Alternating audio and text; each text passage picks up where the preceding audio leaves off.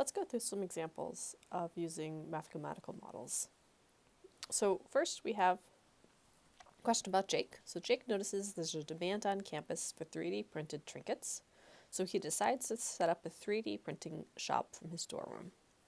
So he buys a FlashForge Finder 3D printer from Amazon for $399. So we know that's going to be important for us there, the $399. And each trinket requires $1 worth of filament to print.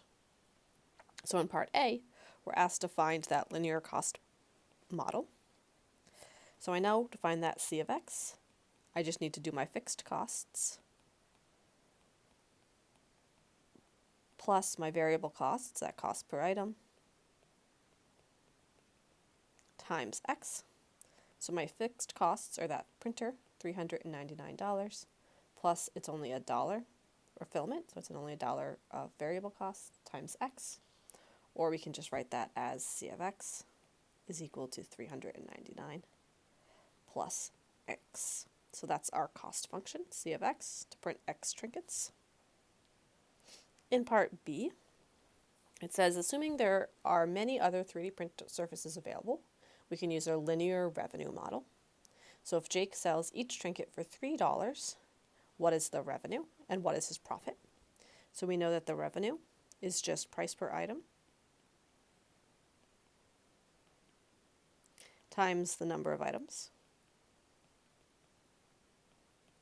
So that price per item is $3.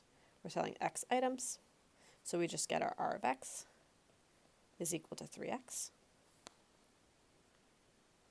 And then his profit, P of x, is just the revenue minus the cost.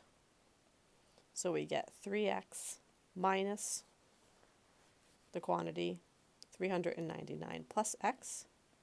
Just to make sure we remember to distribute that minus. So I get minus 399 minus x, or 2x minus 399 as my P of x.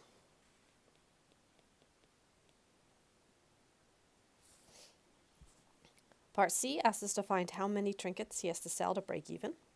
So that break even quantity is either when the profit, which we found to be 2x minus 399 equals 0, or alternatively, you can just do when the cost is equal to the revenue.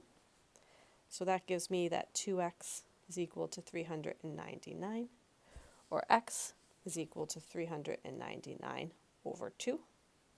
So that's going to be 199.5. So if he sells 199, he's going to be below that break-even quantity. He's going to be losing money. If he sells more than that, he's going to be making money. And finally, I'm just going to go ahead and zoom a little bit here. It asks us to graph the revenue and cost functions and to indicate the break-even point. We just have these linear functions here, so we can go ahead and graph those. My cost function is 399 plus x. So I know it has a y-intercept of 399 and then a slope of 1. So we'll draw that something like this. We might not want to draw it on the negative axis here because it doesn't really make sense to sell negative items. So maybe we want to start that right there at that 399, at that 0 items. But that's up to you. Now we can go ahead and draw our revenue function. So my revenue function was 3x. So that has a y-intercept of 0, but it's going to be a steeper curve. So I'll draw that a little bit steeper. This was my cost function, so maybe we could make that guy blue. And then we knew that this break-even quantity, that was the point when they're equal. So this point here where they're equal to each other, that was there at 199.5. And that was going to be my break-even quantity. And that point in space is the break-even point.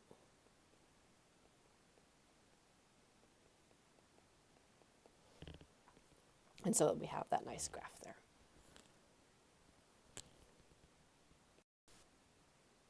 All right, number 2 here. We have Dante is inspired by his roommate's money-making ventures, and he decides to set up his own shop. So he designs and sells Yukon eyewear, which is a hit at basketball games. Since he's the sole provider, his prices are affected by supply and demand. So when he sells eyewear at $10, he finds that he can sell 120 per game. And when they're $8, he can sell 150 per game. I'm assuming a linear demand model, and I want to find that demand. So for these types of questions, we actually have to find that demand function, and we're going to assume it's a line. So when I'm trying to find the equation of a line, I should be looking for a slope and a point, and then I can always just use that point slope form, right? Because it tells me it's a linear equation. And so we actually have 2 points. So we have our x and our p. So when it's $10, that's my p. He can sell 120, that's my x. And then at $8, he can sell 150. So these are my points. Once I have those points, I can find the slope. Usually for slope, we want to find a change in y over change in x. But here, this p is playing the role of my y, so I really want to do the change in p over the change in x. So I can go p2, 8 minus 10 over 150 minus 120 to get -2 over 30, or -1 over 15 as my slope. And then if we remember our point slope form, I want to do y minus that y value of the point equals the slope times x minus the x value.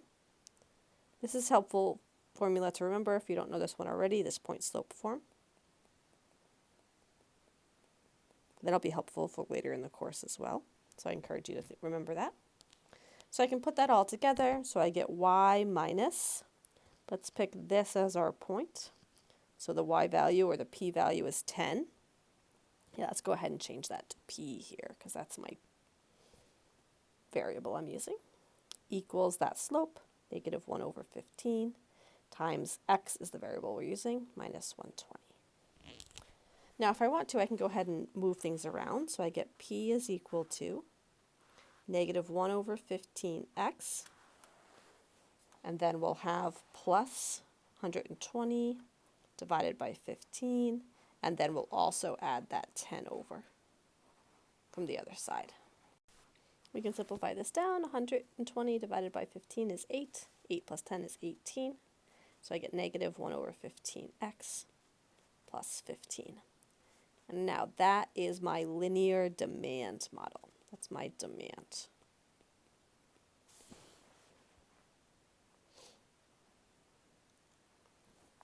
Okay, so then we also have his supply equation. So if we look at part B here, we're told that the supply equation is P of x is 1/10 x. So I want to sketch those supply and demand curves and then find the equilibrium point. So you can go ahead and graph this by hand if you'd like to. I'm going to go ahead and just pull in Desmos, and we can go ahead and graph that on Desmos. So we'll pull in our Desmos here. Let me go ahead and move this around a little bit so you can see everything. We will move everything down, move our Desmos over here. So I'm going to put in my demand equation. So that is, we'll use y for p equals -1 over 15 x plus 18. And now I'll put in my supply equation. Put that one as y equals 1 over 10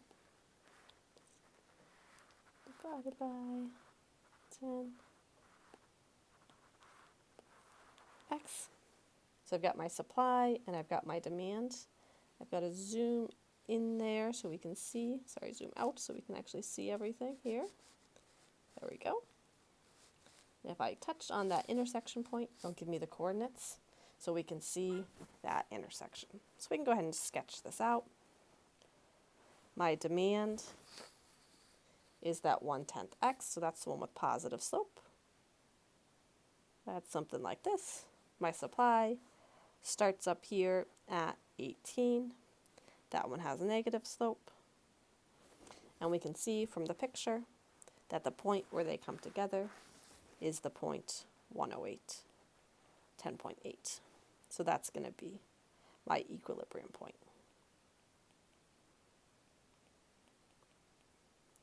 Now we can actually get those values right from that picture, but if I wanted to find those algebraically, instead I could set my two equations equal to each other.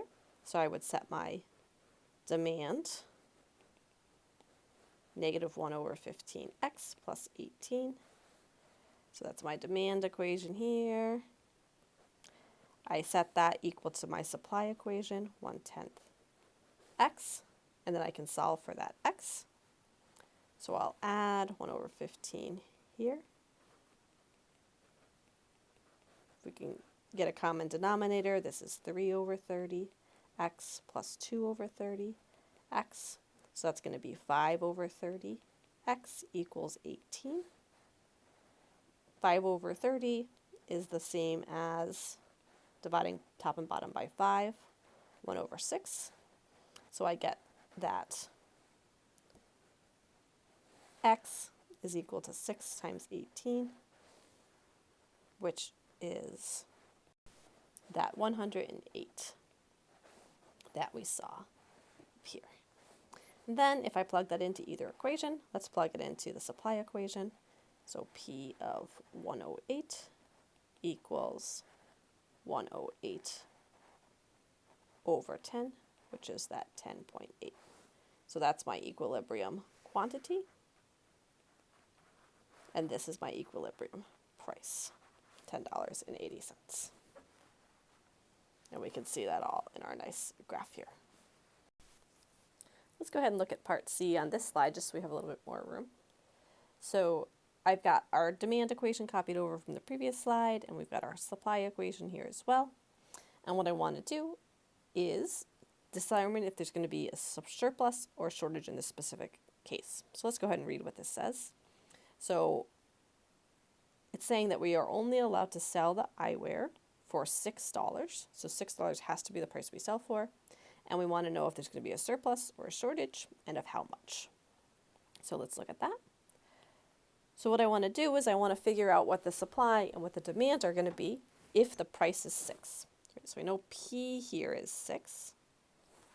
So for my demand, I set 6 equals to negative 1 over 15 x plus 18. So I can add 1 over 15 x, subtract 6 from both sides. So I get 1 over 15x is equal to 12, or x is equal to 12 times 15, which is 180. And then my supply, I get 6 equals 1 over 10x. So that one's easier. X equals 60. Right, so what does this mean? Right, Dante is going to make 60 pairs of sunglasses. But then the people want 180. So they want more than they're made, so there's going to be a shortage. And how many? Well, there's 180 that people want, minus the 60 that he made. So that gives us a shortage of 120.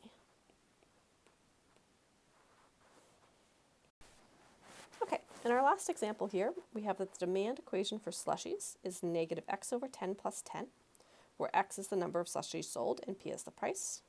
I want to find the revenue, and then I want to find which quantity sold produces the highest revenue, and what the cost per slushie is at that quantity and the overall revenue.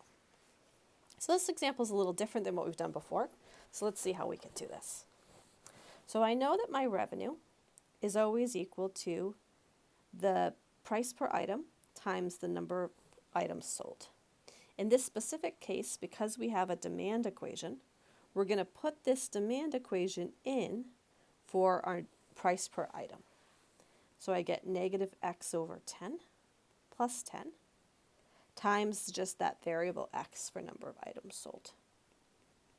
So I get that my revenue is equal to negative x squared over 10 plus 10x. So here, because I have this degree 2 polynomial, right, we have this quadratic. So if I have a linear demand times that extra x, I end up with a quadratic. And this is how we can get a quadratic revenue model. It comes from that linear demand function. Okay, so what can I do with these quadratic models? Well, one of the nice things about a quadratic is it's easy to find the maximum value. So when we're looking for that highest revenue, what we want to think about is we have this quadratic, so its graph is a parabola.